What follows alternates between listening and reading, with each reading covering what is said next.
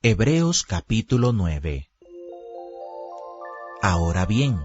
aún el primer pacto tenía ordenanzas de culto y un santuario terrenal, porque el tabernáculo estaba dispuesto así. En la primera parte, llamada el lugar santo, estaban el candelabro, la mesa y los panes de la proposición. Tras el segundo velo estaba la parte del tabernáculo llamada el lugar santísimo, el cual tenía un incensario de oro y el arca del pacto cubierta de oro por todas partes, en la que estaba una urna de oro que contenía el maná, la vara de Aarón que reverdeció y las tablas del pacto, y sobre ella los querubines de gloria que cubrían el propiciatorio, de las cuales cosas no se puede ahora hablar en detalle.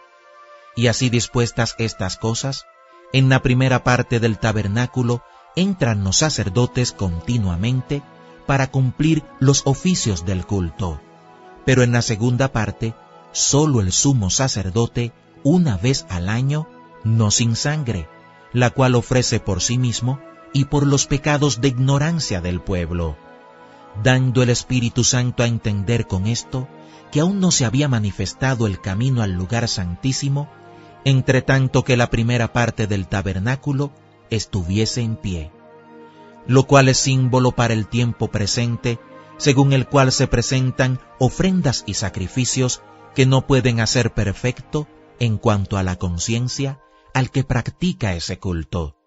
ya que consiste solo de comidas y bebidas, de diversas abluciones y ordenanzas acerca de la carne, impuestas hasta el tiempo de reformar las cosas.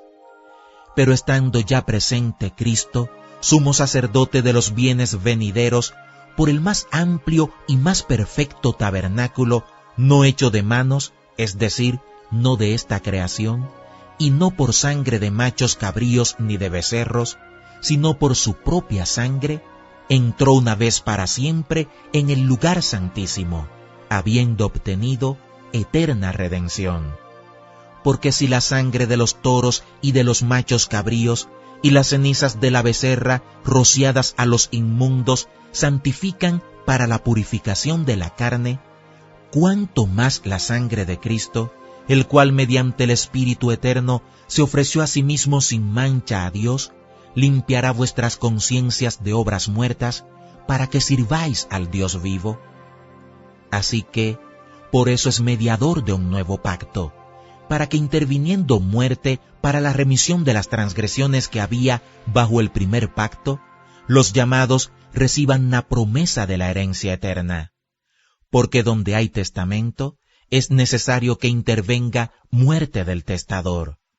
porque el testamento con la muerte se confirma, pues no es válido entre tanto que el testador vive, de donde ni aun el primer pacto fue instituido sin sangre, porque habiendo anunciado Moisés todos los mandamientos de la ley a todo el pueblo, tomó la sangre de los becerros y de los machos cabríos con agua, lana escarlata e hisopo, y roció el mismo libro y también a todo el pueblo, diciendo: Esta es la sangre del pacto que Dios os ha mandado. Y además de esto, roció también con la sangre el tabernáculo y todos los vasos del ministerio. Y casi todo es purificado, según la ley, con sangre, y sin derramamiento de sangre no se hace remisión.